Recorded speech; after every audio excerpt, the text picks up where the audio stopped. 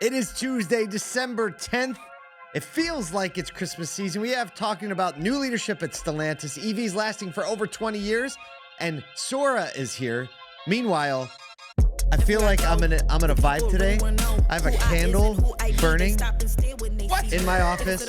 I have a cardigan on that'll make your grandpa jealous. Oh, it is. It's a great cardigan. It's so nice. Oh, it feels so good. It's brand new, and it's got the new thing. I don't know. I'm just feeling like.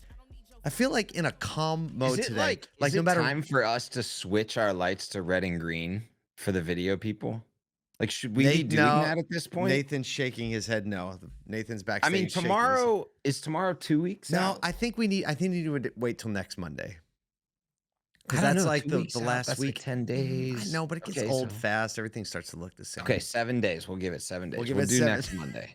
Remind us. Don't give in to the commercialism. Resist commercialism. He's probably the same guy that doesn't get his wife anything on Valentine's Day. We're literally going to talk about commercialism for the next 15 minutes. That's kind of all we do. We live in commercialism. Commercialism pays for our stuff. I love paying for things. It's great. Speaking of paying for things, we have a next ASOTU Edge webinar coming up next week with our friends at AutomotiveMastermind on data-driven strategies for scalable service-to-sales processes. It's a long title, but it's something that if you just drop in for 20 minutes, you're going to get thinking in ways that can actually improve your business. We're going to be hear how Shane O'Hanrahan, GM at Chapman BMW Chandler, transformed his dealership service drive into a thriving sales hub, averaging 30 to 45 cars a month. So if that's not commercialism and good marketing and good strategy, I don't know what is. Go to ASOTU.com. You can register for the webinar, which is next Wednesday, December 18th at 2 p.m. These have been amazing. You should get it. You should watch it with your team. We guarantee it will help you think outside the box and make some improvements. You have a couple other things. Tell them about the other things. This is what I'm going to actually tell you about is autoindustry.ai. Oh, yeah. Because like just before we got on the show, we got the weekly email. Yeah, preview. And yet again,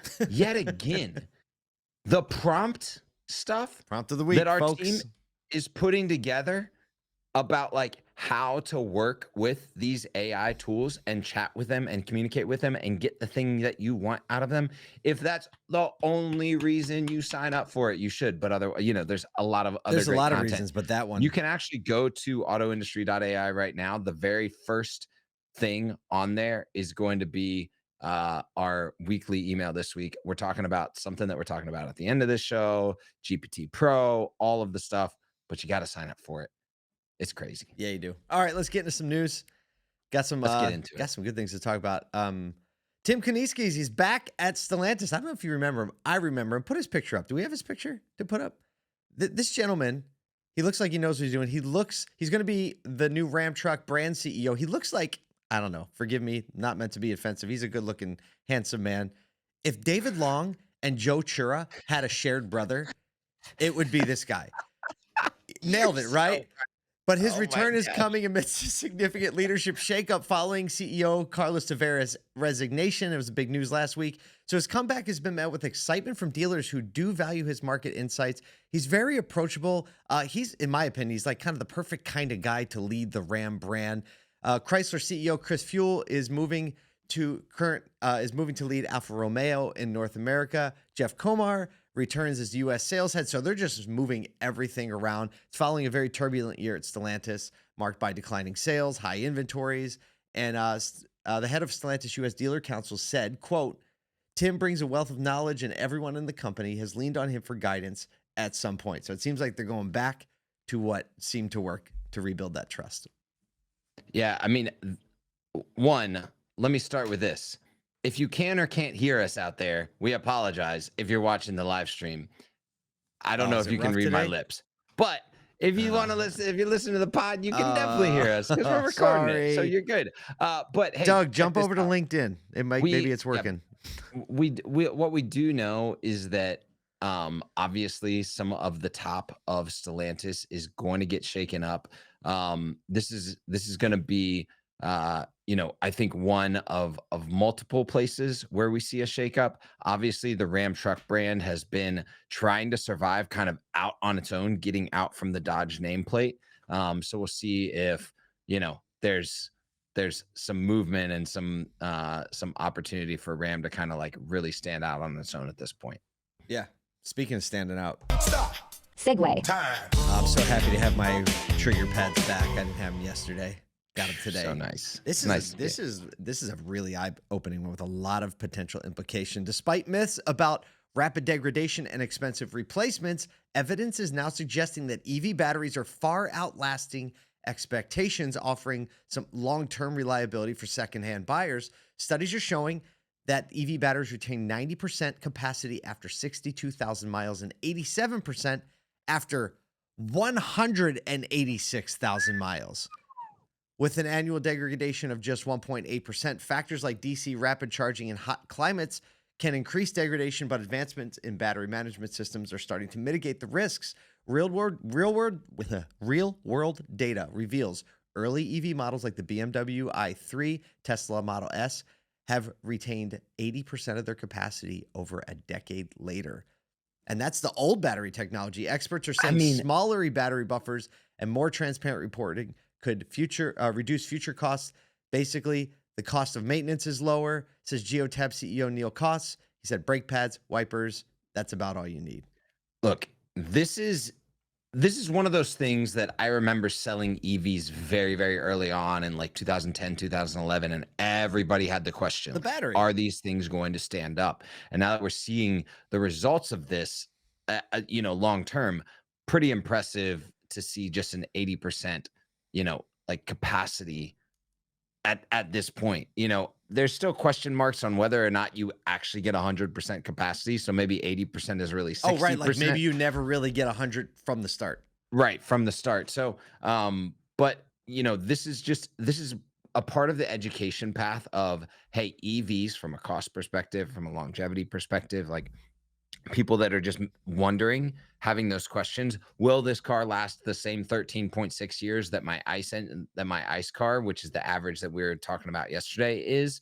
We're starting to see like, hey, maybe that's a reality for these cars. And so it's furthering the education path for consumers at this point. You just think about as this information comes out, and this is something that Steve Greenfield pointed out in a post that he made on this topic, talking about long-term used car residuals as we learn more about how the depreciation curve is going to be on EVs, battery being the major concern. Yes.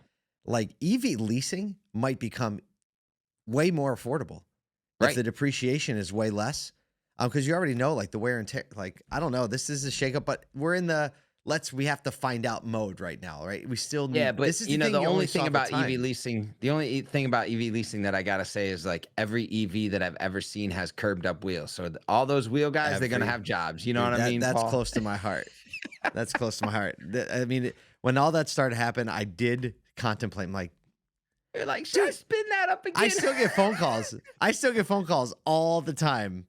People looking for the rim doctor. It was my first business, fix wheels. It's a story, but it's a fun one, and it calls to me. It calls to me. There you go. Speaking of calling, Stop. Segue. Time. here comes OpenAI swinging back. If you're not watching it, you should be paying attention to OpenAI's 12 days of shipmas. It's all of these new features that they are shipping across their entire platform. It's pretty wild. That's crazy. But right now they have released, as of yesterday, it was actually, I don't know if you watched any of it. I did. But I checked it out. I watched the like Sora part. It's kind of like three guys in a kitchen, and like your grandma's kitchen. I mean, not quite grandma's kitchen, but it was talking about some new technology, trying to be Tim Cook, but in a living room. They didn't spend the money on the set. That's fine. But they released their newest innovation, Sora, to the general public. They've been talking about it for a while, letting users generate videos from text and other inputs, marking a major leap in AI capacity. Right now, it's available to GPT Plus and Pro subscribers. The videos are up to 1080p resolution and 20 seconds long. Depending on your subscription level, prioritizes your access to it, the speed in which the video gets rendered, all those type of things. Features include things like storyboards for multi-prompt sequences, AI-driven video blending, and a remix tool to refine outputs with text prompts. There are visible watermarks and metadata to ensure transparency, with strict content moderation policies in place. The launch obviously follows controversy, as some artists in OpenAI's alpha testing program protested alleging their unpaid contributions were used for R&D and PR without consent. Yikes. The product lead, Rohan Sahi, said, "We want to balance creative expression with preventing misuse. It's an ongoing challenge." I mean, this one's a tight one. Okay, I have a question about the artists.